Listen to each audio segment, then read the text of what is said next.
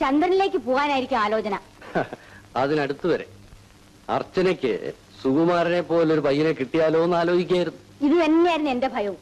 അയാളുടെ ആദർശവും കുന്തവും ഒക്കെ വിസ്തരിച്ചപ്പോഴേ ഞാൻ കരുതി, തന്തയില്ല, തള്ളയില്ല, തറവാടില്ല, മൂക്കിന്റെ തുമ്പത്ത് ദേഷ്യവും. ശമ്പളത്തിന്റെ കാര്യം പിന്നെ പറയേ വേണ്ട. കണ്ടാലോ അസൽ ഹിപ്പി ഗുണ്ട. ഇയാളെ കൊണ്ട് തന്നെ മോളെ കല്യാണം കഴിപ്പിക്കണം. ഇത് എങ്ങനെ ചിന്തിക്കാൻ കഴിഞ്ഞു എന്നാ? ഞാൻ അയാളെ 4 വർഷം പഠിപ്പിച്ചിട്ടുണ്ട്. എനിക്ക് സുകുമാരനെ നല്ലതുപോലെ അറിയാം. നിങ്ങൾ 4 വർഷം കൊണ്ട് മനസ്സിലാക്കാത്തത് ഞാൻ 1 ദിവസം കൊണ്ട് മനസ്സിലാക്കി. പറഞ്ഞു തീരുന്നതിന് മുമ്പ് കൈയും ചുരുട്ടിക്കയറ്റി മെയിൻ റോഡിൽ കാർ തള്ളാൻ പോകുന്നവന്റെ കൂടെ എന്റെ മോളെ ഞാൻ അയക്കില്ല. അതാണ് അയാളെ മറ്റുള്ളവരിൽ നിന്ന് വ്യത്യസ്തനാക്കുന്നത്. പിന്നെ ഞാൻ എന്റെ മക്കളെ വളർത്തിയതും ഒരധ്യാപകന്റെ ശമ്പളം കൊണ്ട് മാത്രമാണ്. എന്റെ മക്കളെ ഈ നിലയ്ക്ക് വളർത്തിയെടുക്കാൻ ഞാൻ എന്ത് ബുദ്ധിമുട്ടിന്ന് എനിക്കേ അറിയാവൂ. അവളെ ആ വഴിക്ക് തള്ളിവിടാൻ ഞാൻ തയ്യാറല്ല. അവൾക്ക് സൗന്ദര്യമുണ്ട്, പഠിത്തമുണ്ട്, നല്ല നിലയും വിലയുള്ള 1000 പേര് അവൾക്ക് കിട്ടും. നല്ല ഒന്നാന്തരം തറവാട്ടുകാരെ അറിഞ്ഞു വെച്ചും കൊണ്ട് ആയുസ്സുകാലം മുഴുവൻ അടുക്കള നിരങ്ങി കഴിയാൻ അവളെ ഞാൻ അയക്കണോ? 3 കാശ് വരവുള്ളവന്റെ കൂടെ ഇത്ര ധൃതി കാണിക്കാൻ ഇവിടെ എന്തുണ്ടായി? രാജു അവക്ക് വേണ്ടി ചാകാൻ നടക്കുകയാണ്. അത് കാണാനുള്ള കണ്ണുപോലും നിങ്ങൾക്കില്ലല്ലോ. രാജുവോ? അതെ, രാജു തന്നെ. ഇത്രയും തങ്കപ്പെട്ട പയ്യനെ എവിടെ കിട്ടും? കാശിന് കാശ്. തറവാടാണെങ്കിൽ തലമുറകളായ രാജകുടുംബവുമായി ബന്ധപ്പെട്ടത്. അവന്റെ നടത്തവും പെരുമാറ്റവും സംസാരവും ഇത്രയും ഗുരുത്വം അനുസരണയുള്ള പയ്യനെ കാണിച്ചു തരാമോ? വിഷമമാണ്. പിന്നെന്താ? വ്യക്തിത്വമില്ലാത്തൊരു മഫ്, വികസിക്കാത്ത ബുദ്ധിയും. മതി, കുറെ ബുദ്ധിക്കാർ ഇറങ്ങിയിരിക്കുന്നു, കുട്ട നിറയെ വ്യക്തിത്വമായി. Birds of the same feather flock together.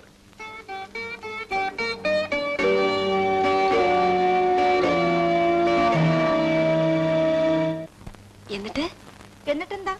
ഒന്നുമില്ല. അയ്യോ, നല്ല ചേച്ചിയല്ലേ, പറഞ്ഞു താന്നേ. അയ്യോ, അമ്മ വരുന്നു. കണ്ണടച്ചോ.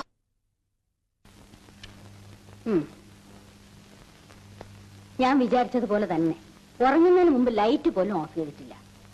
മെത്ത കിടക്കുന്ന കിടപ്പ് കണ്ടില്ലേ?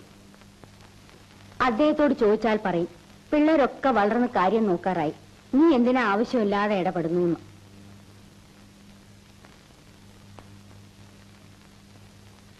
രാവിലെ എഴുന്നേറ്റൊന്നെ പറയും കഴുത്ത് വേദനാന്ന്. എന്നാ ശരിക്ക് കിടക്കുമോ? അതുമില്ല. ഇവളെടുത്തി.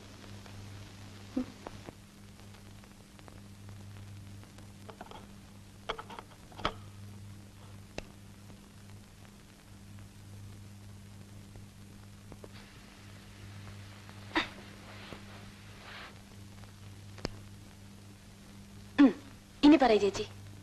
എന്നെ വീട്ടിലേക്ക് ചെല്ലാൻ ക്ഷണിച്ചു. എന്നിട്ട് ചേച്ചി ഉടനെ സമ്മതിച്ചു? അങ്ങനെ പോവാൻ പാടില്ലല്ലേ? ചേച്ചി എന്ത് പറഞ്ഞോന്ന് പറയൂ. ഞാൻ പോവാന്ന് പറഞ്ഞു. ചേച്ചി, നീ കിടന്നുറയിക്കൂ. ചേച്ചി പോയാലുണ്ടല്ലോ ചേച്ചി പോക്ക ഗുണ്ട, പോരെങ്കിൽ ലെക്ചററും. നല്ല കോമ്പിനേഷൻ. ഇവിടാണെങ്കിൽ പാവം രാജുവേട്ടൻ തുടച്ച് തുടച്ച് മുഖം പകുതിയാക്കി. ഈ ചേച്ചിയുടെ മനസ്സ് കല്ല. നീ മഹാബുദ്ധൂസ.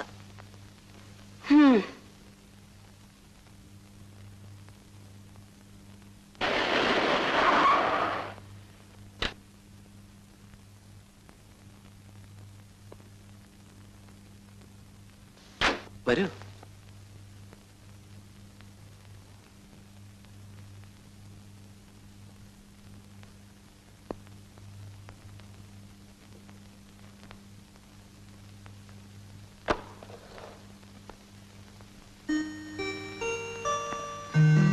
അമ്മായി എവിടെ?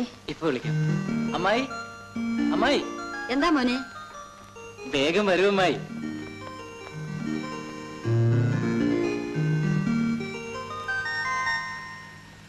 നമസ്തേ.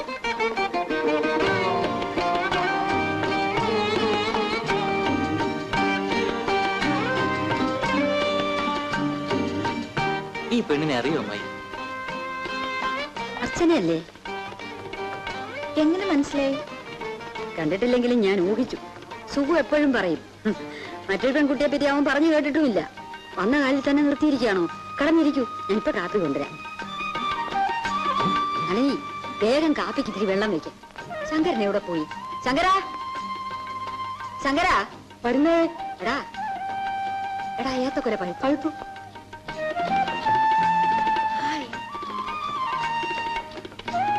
ഇതാണ് എന്റെ സാമ്രാജ്യം. മഹാറാണി എവിടെ ഇരിക്കും? ഉണ്ടല്ലോ സിംഹാസനം ദേ. അയ്യോ അതിലേക്ക് കാലൊടിഞ്ഞു.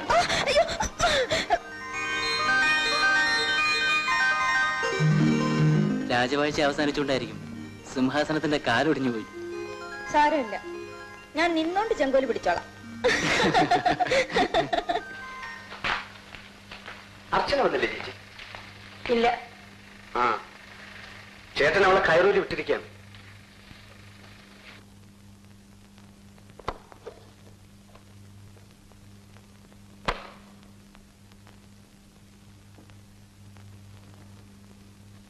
അമ്മ എന്താ ഇവിടെ നിൽക്കുന്നത്?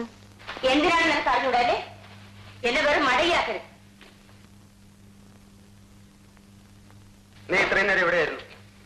ചേച്ചിക്ക് എന്ത് വെപ്രാളമായിരുന്നു നിനക്കറിയാമോ? അങ്കിളിന് അപ്രാളം ഇല്ലായിരുന്നോ? ഇല്ലാതിരിക്കാൻ പറ്റുമോ? ഒരാൾ ചെയ്യുന്ന തെറ്റുകൊണ്ട് ഈ വീട്ടിലുള്ള മറ്റെല്ലാവരും കഷ്ടത്തിലാകാൻ പോവുകയാണ്.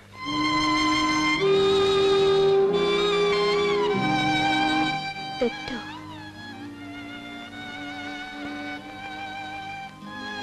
മോളെ, അച്ഛാ. നീ സുകുമാരന്റെ വീട്ടിൽ പോയിരുന്നോ? പോയിരുന്നു. ഈ വീട്ടിൽ ആർക്കും അയാളെ തൃപ്തിയല്ല. ആരും അയാളെ മനസ്സിലാക്കിയിട്ടില്ല. അച്ഛനും? സുഗു എന്റെ വിദ്യാർത്ഥിയായിരുന്നു. സ്വാഭാവികമായും ഞാൻ അയാളുടെ പക്ഷത്തായിരിക്കുമല്ലോ. അതുപോട്ടെ, നിന്റെ മനസ്സാക്ഷി അയാളെ സ്വീകരിച്ചു കഴിഞ്ഞോ?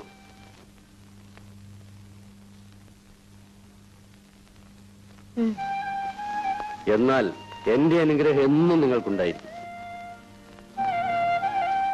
നിന്റെ അമ്മയെ എതിർക്കും, ഈ വീട്ടിലുള്ളവരെല്ലാം എതിർക്കും, ഒരു വേള നാണു നായരൊഴിച്ച്. ഒരു കാര്യം മാത്രം എന്റെ മകൾ മറക്കരുത്, സുകുമാരനെ തെരഞ്ഞെടുത്തത് നീയാണ്. നിന്റെ പൂർണ്ണ മനസ്സോടെ, നിനക്ക് വേണ്ടി മാത്രം.